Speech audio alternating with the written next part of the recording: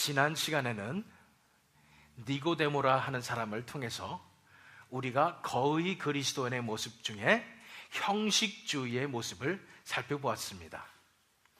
또 살펴본 것은 진정한 그리스도인이 되기 위해서 신앙의 본질이 있는데 그 신앙의 본질은 바로 생명이었다라는 것을 우리가 배웠습니다. 지난 시간에 말씀드린 대로 거의 그리스도인은 99% 그리스도인이라는 말씀입니다. 그런데 참 그리스도인이 되기 위해서 단 1%가 부족한데, 아니면 2%라고 할 수 있죠. 2% 부족한데 그 1%의 차이는 바로 천국과 지옥의 차이입니다. 99%의 그리스도인이 돼서는 천국에 갈 수가 없습니다. 천국에 갈 수 없다는 말은 지옥에 간다는 말이에요. 100% 그리스도인이 되어야지 진정한 천국을 갈 수 있고 누릴 수 있는 것을 믿으시기 바랍니다. 그래서 저 여러분이 9월 한 달 동안 드려지는 이 거의 그리스도인의 설교 시리즈를 통해서 우리가 우리의 거의 그리스도인의 모습, 잘못된 모습들을 다 내려놓고 우리 모든 사람들이 다 100% 참 그리스도인이 되었으면 좋겠습니다. 오늘은 거의 그리스도인의 두 번째 시간, 오늘 살펴볼 인물은 부자 청년입니다. 본문 말씀은 누가복음 18장 18절에서 25절의 말씀입니다. 이 부자 청년의 이야기는 공간복음, 즉 마태복음, 마가복음, 누가복음에 다 나와 있습니다. 그래서 이 이야기의 배경을 살펴보기 위해서 바로 전 말씀을 한번 전절을 읽어보겠습니다. 누가복음 18장 17절 말씀이에요. 내가 진실로 너희에게 이르노니 누구든지 하나님의 나라를 어린아이와 같이 받아들이지 않는 자는 결탄코 거기 들어가지 못하리라 하시니라. 예수님께서 어린아이들이 예수님께 딱 나오는 걸 보고 제자들이 오지 말라고 그러니까 그러지 말라고, 누구든지 하나님의 나라를 어린아이와 같이 받아들이지 않는 자는 결단코 하나님 나라에 천국에 들어가지 못한다, 이 말씀을 하신 거예요. 그런데 이전에도 바리새인과 세리의 기도하는 모습, 이런 걸 통해서 하늘나라 들어가려면 죄인같이 기도해야 된다, 이런 말씀을 하시니까 옆에서 가만 듣고 있었던 한 청년이 보니까 내가 아는 영생을 얻는 방법하고 좀 다른데 라는 생각을 하게 됐을 것입니다. 그래서 18절 말씀, 본 말씀에 어떤 관리가 이 청년을 얘기하는 거예요. 물어 이르되 선한 선생님이여 내가 무엇을 하여야 영생을 얻으리이까? 이 바로 영생에 대한 질문을 한 겁니다. 그랬더니 예수님께서 대답하셨는데 계명들에 대해서 대답을 하셨어요. 20절 말씀에 보니까 내가 계명을 안 하니 간음하지 말라, 살인하지 말라, 도둑질하지 말라, 거짓 증언하지 말라, 내 부모를 공경하라 하였느니라, 이 말씀하셨어요. 이 말씀은 다 어디에 나와 있는 말씀이냐면 10계명에 나와 있는 계명들이었습니다. 간음하지 말라는 것은 제7계명이고요, 살인하지 말라는 것은 제6계명이고요, 도둑질하지 말라는 것은 제8계명, 그리고 거짓 증언하지 말라는 것은 제9계명, 그리고 내 부모를 공경하라는 것은 제5계명이었습니다. 다시 말해서 제5계명부터 9계명까지의 10계명을 얘기하신 거예요.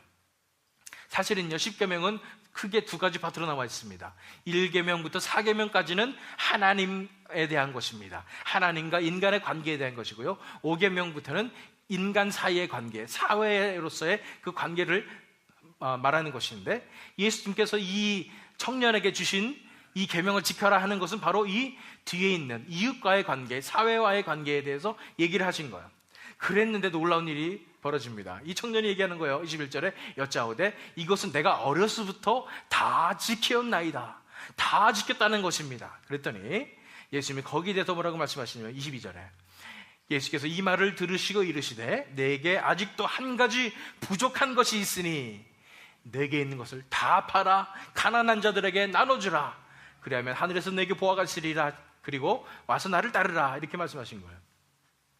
예수님께서 말씀하신 것은 네가 이웃에 대해서 이렇게 자신 있단 말이지, 그러면은 내가 가지고 있는 이 모든 것을 팔아라. 사실은 예수님이 무슨 계명을 말씀하신 거냐면 바로 제10계명을 말씀하신 거예요. 뭐냐면 탐욕하지 말라는 거예요. 탐심을 가지지 말라는 것입니다. 내가 지금 물질에 집착하고 있다, 예수님께 이렇게 꼬집어서 말씀하신 것입니다. 내가 아무리 율법을 다 지킨다고 말하지만 너는 지금 이 물질의 노예가 되어 있다. 한번 내려놔봐라. 예수님께서 말씀하시는 것입니다. 마치 그 옛날에 자식에 집착하고 있었던 아브라함에게 이삭을 제물로 바쳐라, 이렇게 예수님께서 하나님께서 말씀하셨던 것처럼 예수님께서 물질에 집착하고 있었던 이 청년에게 네 물질을 다 내려놓아봐라, 이렇게 말씀하신 것입니다. 그러자 23절에 그 사람이 큰 부자이므로 이 말씀을 듣고 심히 근심하더라 그랬습니다. 말씀을 듣고 다른 마태복음, 마가복음에는 뭐라고 나왔냐면 근심해서 돌아가니라 그렇게 나왔습니다. 그래서 물러갈 수밖에 없었어요. 이 청년은 굉장히 자기가 혼란스러웠을 것입니다. 왜냐하면 자기는 정말로 올바른 길을 가고 있다고 생각했거든요. 그리고 나에게 필요한 것은 이 영생인데 조금만 더 하면 내가 영생을 얻을 수 있을 것이다, 이런 생각을 했는데 전혀 엉뚱한 말을 들은 것입니다. 네 가진 재산을 다 팔아서 이웃에게 나눠주라는 그 말씀을 듣고 그 말씀 앞에 무너진 것입니다. 청년은 굉장히 당황했습니다. 혼란스러웠습니다. 왜 그러냐면 자기의 나타나는 모습이 정말로 거룩하고 경건한 모습이 내 삶 속에 나타났었거든요. 부자 청년의 겉으로 드러나는 모습이 봤을 때는 굉장히 훌륭한 사람이었다는 것을 우리가 알아야 되는 것입니다. 어떤 모습들이 있어요? 18절 말씀을 보니까 어떤 관리가 그랬습니다. 이 청년을 보고 관리라고 하신 거예요. 관리예요. 마태복음을 보면 젊은 청년이라고 나왔습니다. 이 사람에 대해서 알 수 있는 것은 첫 번째는 젊은 사람이었다는 것, 청년이었다는 것. 두 번째는 이 사람이 관리였다는 것입니다. 그리고 세 번째는 이 사람이 돈이 많았다는 것입니다. 이 모든 클루를 다 종합해 볼 때 이 사람은 어떤 사람이었냐면 좋은 집안의 사람이었고요. 이 관리가 어떤 관리라는 건지는 확실하게 나와 있지는 않습니다. 하지만 이 사람이 굉장히 높은 지위에 있었던 사람인 것은 확실합니다. 그런데 젊었을 때 그런다는 것입니다. 좋은 집안 사람이고 자기 자신에 대해서 자신감이 있었던 그런 사람입니다.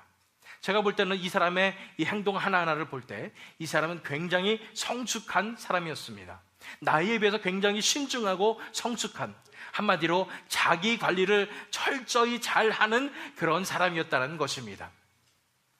정말 좋은 모습의 그런 신앙인의 모습이었던 것입니다.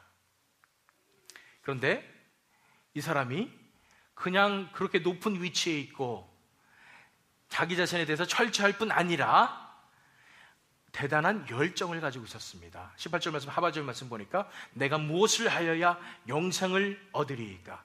이 신앙을 따라가는 데 있어서 정말 대단한 열정을 가지고 따라가는 사람이었어요. 그냥 지나치지 아니하고 신기한 말씀 하시네 그러면서 예수님을 직접 찾아가 가지고 내가 무엇을 하여야 영생을 얻겠습니까? 이렇게 예수님께 물어볼 정도로 열정적인 사람이었습니다. 21절 말씀 보니까 여짜오되 이것은 내가 어려서부터 다 지켰나이다 그랬습니다. 다 지켰다는 거예요. 그만큼 열정적으로 신앙생활을 했다는 것입니다.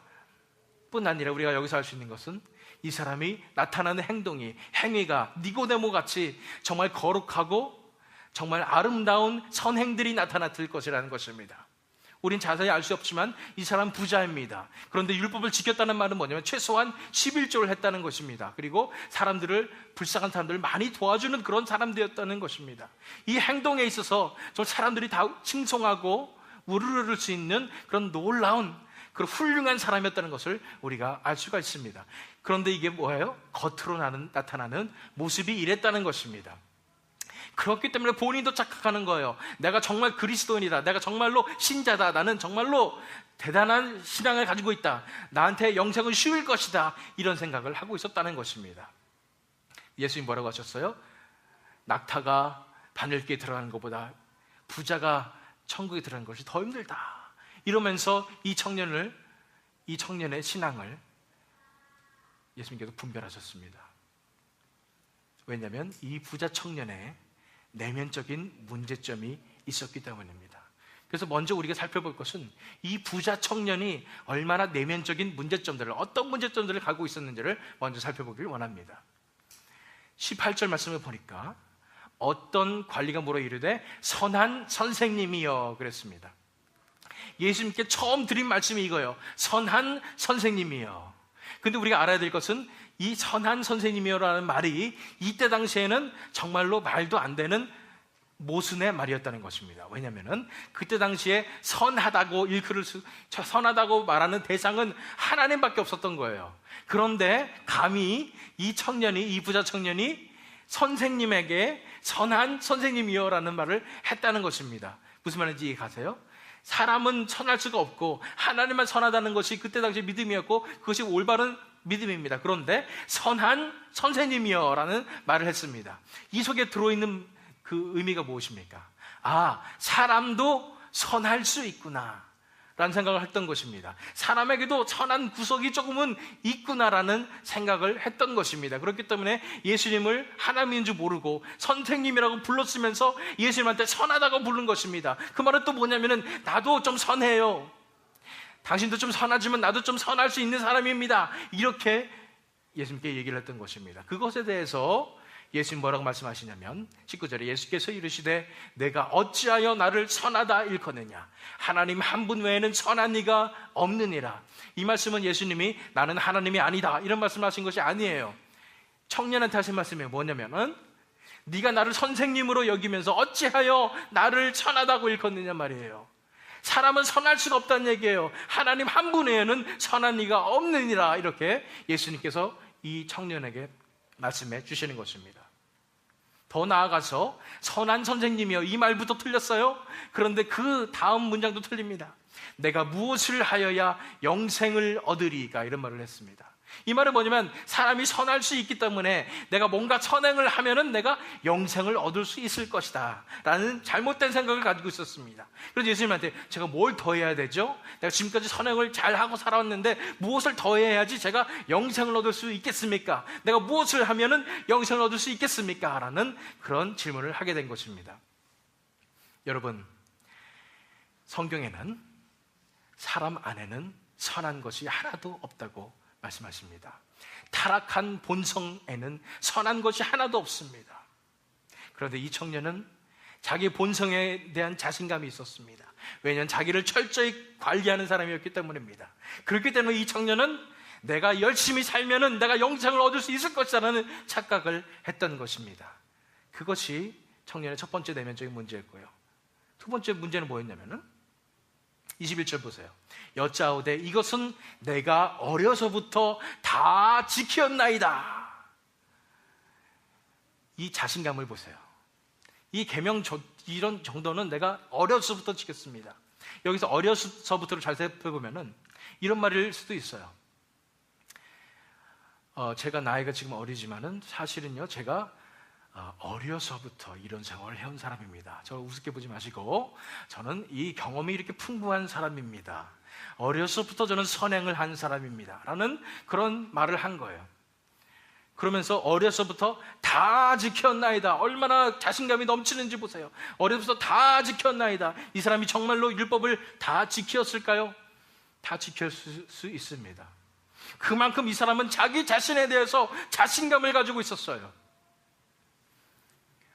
내가 옆에 사람 보니까 옆에 애들은 다 놀러 가는 그 나이에 어려서부터 나는 이 율법을 지켰습니다. 내 삶을 얼마나 내가 철저하게 관리를 했는지 내 삶 속에 흐트러진 것이 하나도 없습니다. 나는 어려서부터 이 율법을 다 지킨 사람입니다 라고 생각하는 것입니다. 이렇게 자기 관리가 철저한 사람들은 도저히 겸손할 수가 없습니다. 왜냐하면 옆에 사람들을 자꾸만 보기 때문입니다. 옆에 사람들은 자꾸만 나는 이렇게 철저하게 잘 살아가고 있는데 옆에 사람들은 그렇게 못 살아가고 있어요. 그러면 마음이 답답해지면서 그 사람들을 깔보게 되는 것입니다. 만약 이 청년이 지금 제 사는 이 삶을 봤으면 굉장히 답답하다고 생각했을 것입니다. 다른 사람들은 다 이렇게 사는데 나는 이렇게 똑부러지게 잘 살고 있다, 이렇게 생각을 하는 것입니다. 그런데 이렇게 교만한 마음을 가질 때, 내가 정말 잘 살고 있다는 생각을 가질 때는 결코 하나님을 만날 수가 없습니다. 왜요? 하나님 없이도 내가 잘 살고 있다고 생각하기 때문입니다. 예수님이 필요가 없어요. 그리고 내가 무슨 죄인이에요? 나는 이렇게 열심히 잘 살았는데, 도덕적으로 행복하게 잘 살고 있다고 생각하는데, 그렇기 때문에 교만한 사람은 결코 회심할 수가 없는 줄을 믿으시기 바랍니다. 이렇게 교만했기 때문에 이 청년의 모습 가운데서는 오히려 더 겸손한 모습이 나왔을 수도 있습니다. 왜냐하면 이 교만한 게 내 자신을 컨트롤할 수 있기 때문에 다른 사람에게 내가 어떻게 겸손해 보이는지를 정확하게 알고 있고 내 자신을 컨트롤하는 것입니다.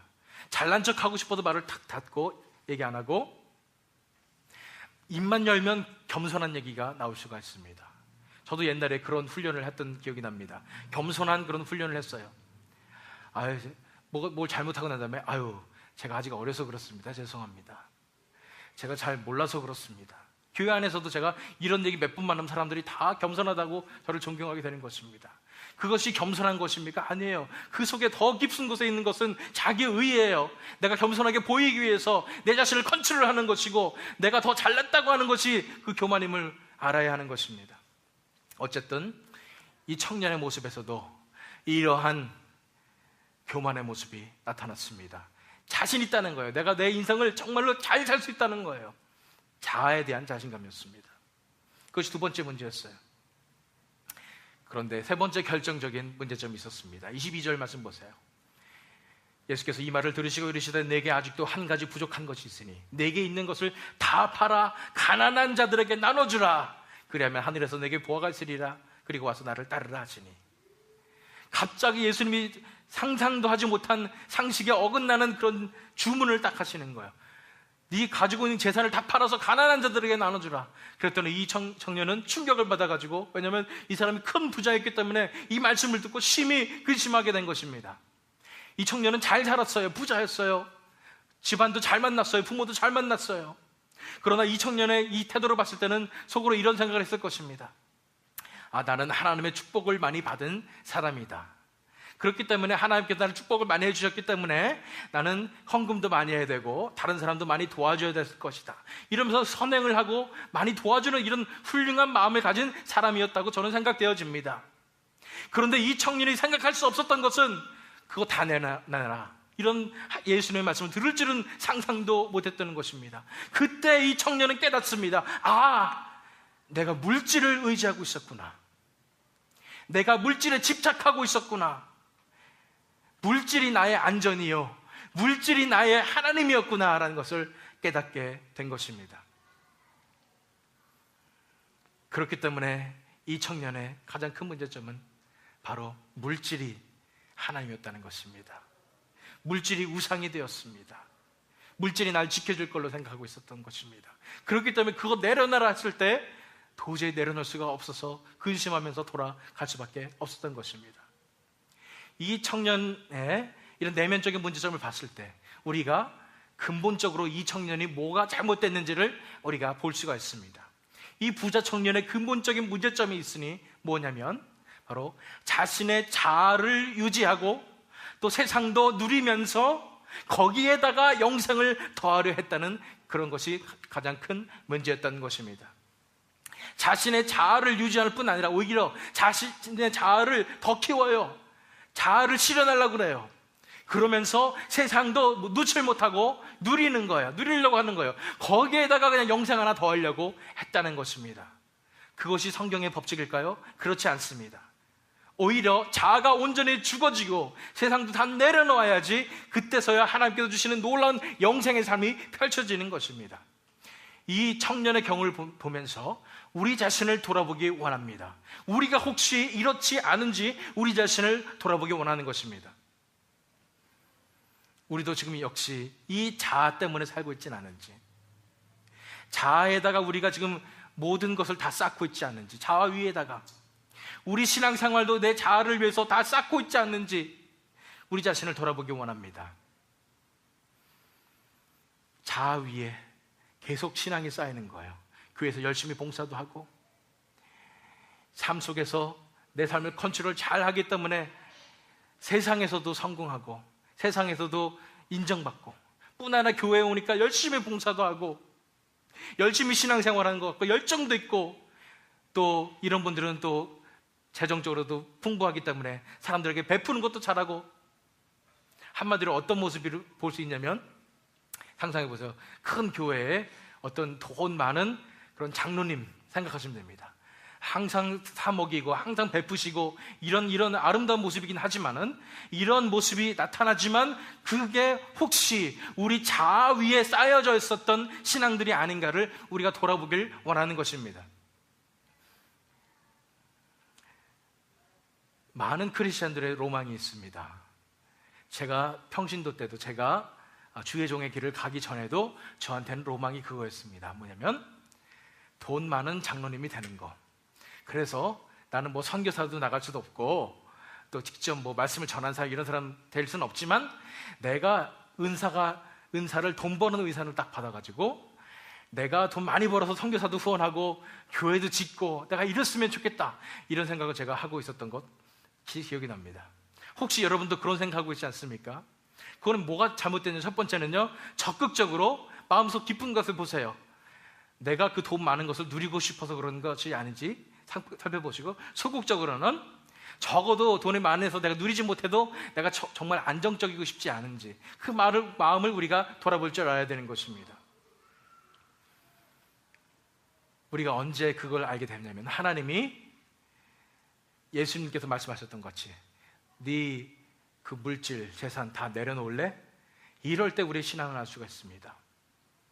만약에 하나님께서 여러분들을 너무너무 사랑하신다면 하나님은 말뿐 아니라 직접 여러분들의 재산을 다 걷어가실 수도 있습니다. 그때에서 깨달을 것입니다. 아, 나한테 물질이 하나님이었구나, 나에게서 하나님은 물질이었구나라는 것을 깨닫게 된다는 것입니다.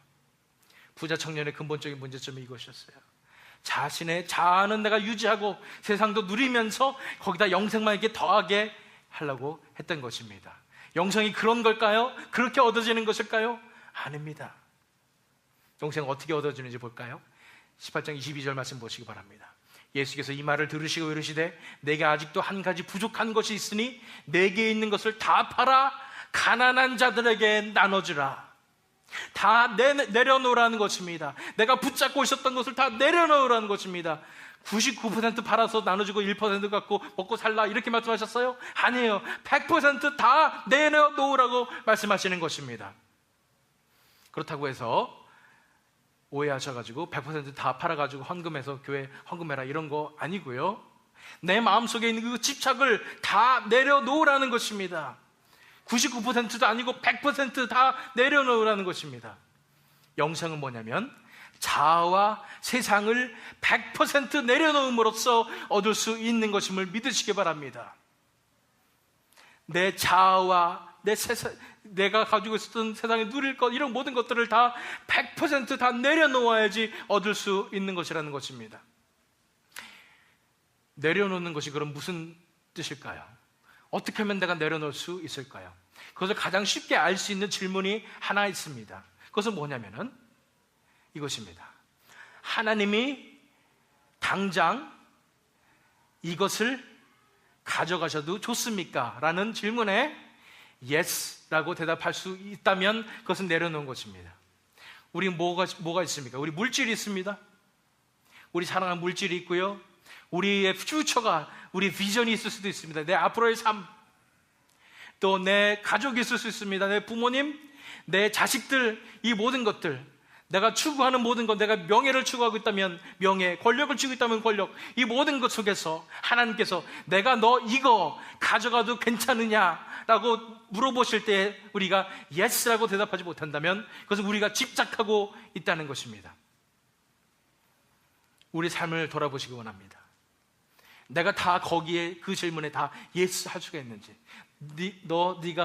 내가 이거 다 가져가도 괜찮은가?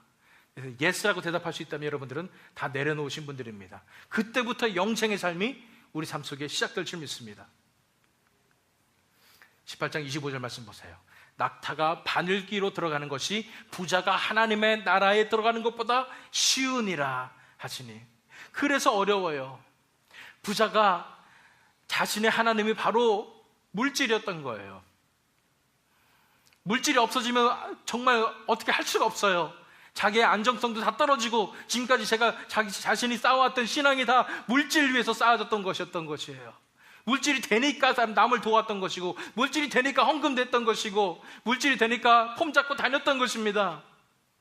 그런데 이 물질을 내려놓았을 때 자신에게 남은 신앙이 아무것도 없음을 보게 되는 것입니다. 자아와 세상을 내려놓지 못하면 우리는 하나님의 나라에 들어갈 수 없습니다. 두 가지예요. 첫 번째는 자아. 내 스스로 열심히 살며 내 인생을 컨트롤하며 내 자아를 실현하려고 하는 이 모든 것. 또 세상은 내가 의지하고 있었던 것, 세상의 물질, 가족, 내 계획들, 이 모든 것들을 다 내려놓지 못하면 진정으로 하나님의 나라에 들어갈 수 없는 것입니다. 우리는 그 사실을 깨달아야 합니다. 그럼 과연 누가 이런 믿음을 가질 수 있냐고요? 하나님의 은혜가 임하면 이런 믿음을 가질 수 있습니다. 왜냐하면 내가 내 자신을 바라보게 되기 때문입니다. 내 안에는 선한 것이 하나도 없으며 내가 아무리 발버둥 쳐도 내 인생을 아름답게 영생으로 이끌어갈 수 없다는 것을 알게 되기 때문에 내려놓게 됩니다. 이 세상 가운데 선한 것이 없기 때문에 내가 다 내려놓게 된다는 거예요. 그 다음에 뭘 봐요? 하나님을 바라보게 되는 것입니다. 아, 하나님께서 나에게 영생을 주시는구나. 하나님께서 내 인생을 다스려 주실 때 내 삶 가운데 진정한 놀라운 삶이 펼쳐지겠구나. 그것을 알기 때문에 내려놓을 수 있는 것입니다. 그런 자만이 하나님의 나라에 들어갈 수 있고 하나님의 나라에서 영생을 누릴 수 있음을 믿으시기 바랍니다. 그것은 역시 하나님의 은혜가 임해야 가능합니다. 그래서 우리가 구해야 될 것은 하나님의 은혜입니다. 하나님, 저에게도 눈을 열어주셔서 이 영적인 실체를 바라보게 해주십시오. 이렇게 간구하시고요. 간구만 할 뿐 아니라 이제는 믿음의 발걸음을 내디뎌야 됩니다. 내가 이제 자아와 세상을 내려놓겠습니다. 이제는 하나님으로 살겠습니다. 왜냐하면 하나님을 믿기 때문입니다라고 믿음의 고백을 하시는 저와 여러분 되시길 축원드립니다. 그럼 어떻게 그러면 우리가 자아와 세상을 내려놓을 수 있을까요? 거기에 대한 해답을 자아와 세상을 내려놓기 위한 세 가지 단계라고 해서 함께 살펴보도록 하겠습니다.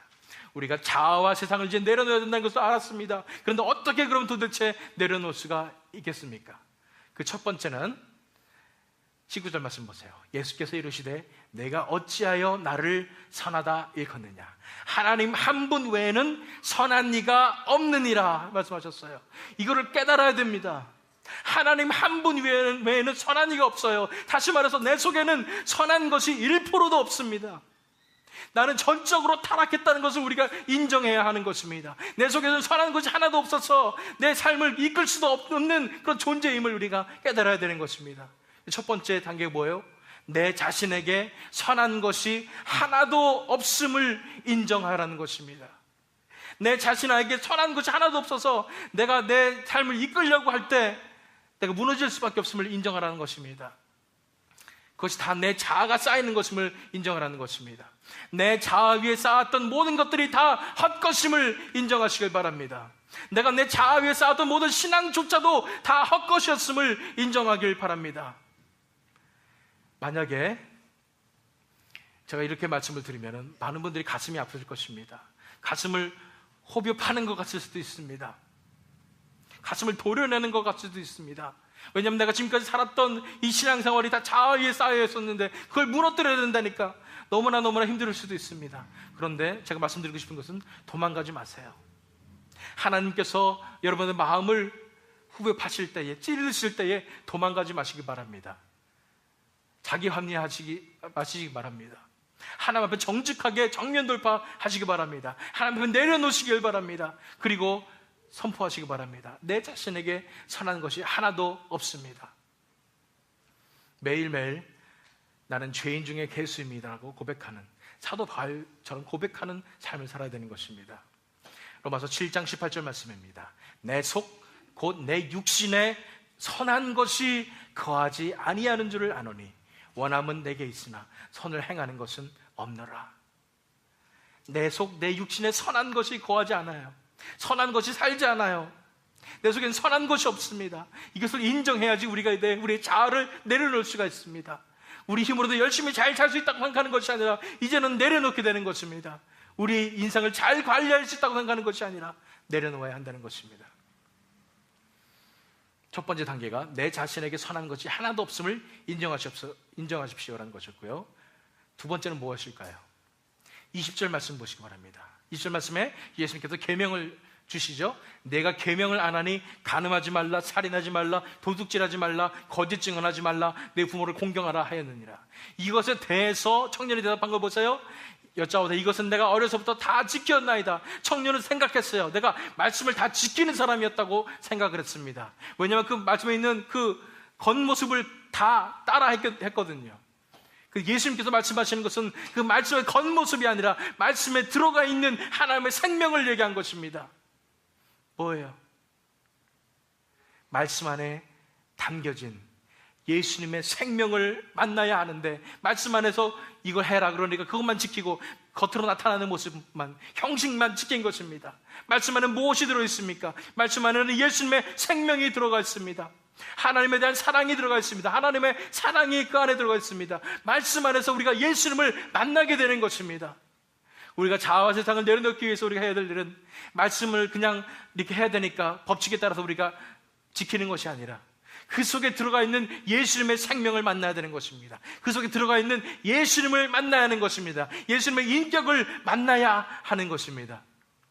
요한복음 5장 39절 말씀 보세요. 너희가 성경에서 영상을 얻는 줄 생각하고 성경을 연구하거니와 이 성경이 곧 내게 대하여 증언하는 것이니라. 이 성경 속에서 누굴 만난다고요?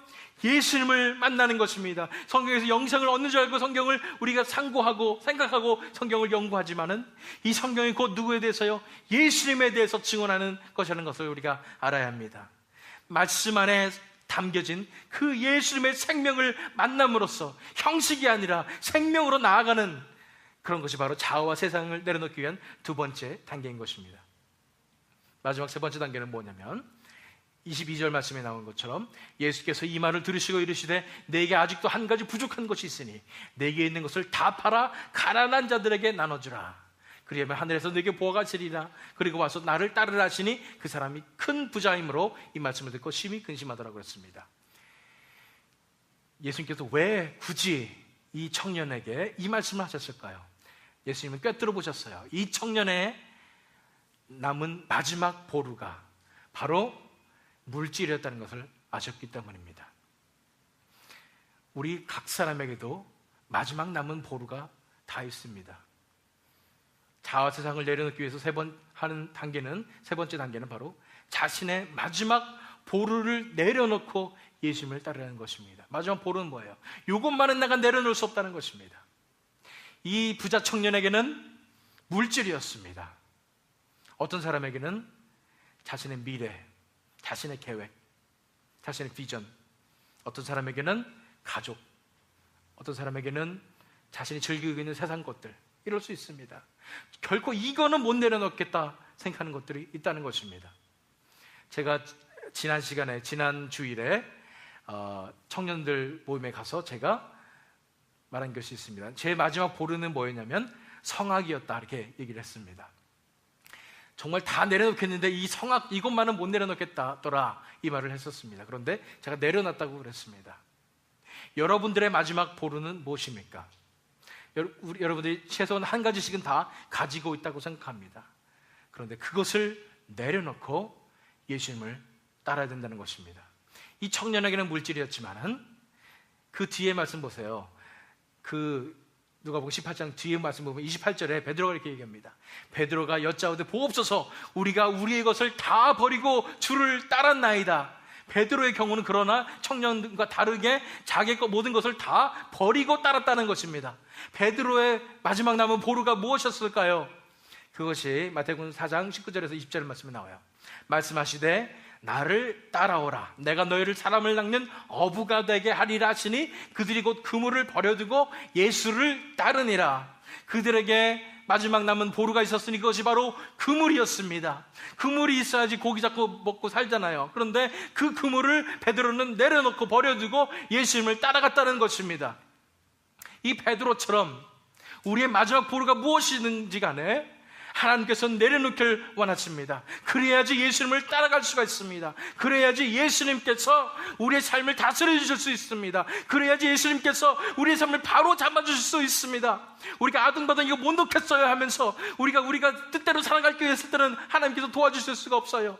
그런데 이 상황 속에 내 힘으로는 도저히 할 수 없습니다. 하나님, 내 인생을 받아주시옵소서. 내가 다 내려놓습니다 했을 때 하나님께서, 전능하신 하나님께서, 우리보다 우리 자신을 더 잘 아시는 하나님께서 우리의 삶을 인도하심으로 말미암아 우리 삶이 곧게 펴질 줄 믿습니다.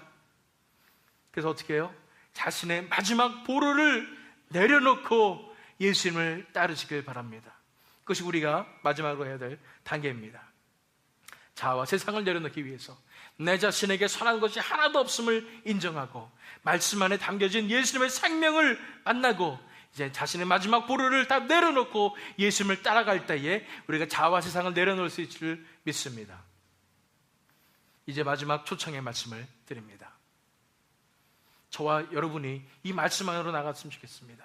뭐냐면 자아 위의 신앙을 이제는 무너뜨리고 이제는 영생으로 나아오십시오 라는 것입니다. 우리가 지금까지 내 자아 위에 쌓았었던 모든 것들, 특별히 이 신앙들을 다 무너뜨리고 영생으로 나아오자는 것입니다. 22절 말씀 다시 읽을게요. 하반절 말씀. 내게 있는 것을 다 팔아 가난한 자들에게 나눠주라. 그리하면 하늘에서 내게 보화가 있으리라. 그리고 와서 나를 따르라 말씀하셨어요. 내게 가지고 있었던 마지막 보루였던 그 물질을 다 내려놓으라. 그러면 하늘에서 내게 보화가 있으리라. 그러면 이제부터 내가 네 생활을 책임지리라. 이제부터 진정한 영생의 삶이 내 속에 펼쳐지리라. 예수님께서 말씀하시는 것입니다. 그리고 와서 나를 따르라 말씀하시는 거예요. 우리가 거의 그리스도인으로 살았을지도 모르겠습니다. 우리가 신앙을 쌓긴 쌓았는데 내 자신이 살아있는 상태에서 내 자아가 살아있는 그 상태에서 차곡차곡 신앙을 쌓았다고 생각할 수도 있습니다. 하지만 하나님께서 이 시간 저와 여러분에게 원하시는 것은 내 자아 위에 쌓여 있었던 이 모든 신앙을 무너뜨리라는 것입니다. 무너뜨려야지 다시 시작할 수 있습니다. 마태복음 7장 24절에서 27절 말씀입니다. 그러므로 누구든지 나의 이 말을 듣고 행하는 자는 그 집을 반석 위에 지은 지혜로운 사람 같으리니 비가 내리고 장수가 나고 바람이 불어 그 집에 부딪히되 무너지지 아니하나니 이는 주초를 반석 위에 놓은 까닭이요 나의 이 말을 듣고 행하지 아니하는 자는 그 집을 모래 위에 지은 어리석은 사람 같으리니 비가 내리고 장수가 나고 바람이 불어 그 집에 부딪힘에 무너져 그 무너짐이 심하니라. 우리가 만약 우리의 신앙을 자아 위에 올렸다면 모래 위에 지은 집처럼 우리는 결국 무너지게 될 것입니다. 심판의 날에 우리는 떨어지게 될 것입니다. 우리는 반석 위에 집을 지어야 하는데 그 반석은 바로 예수님이고 그 반석은 바로 생명입니다.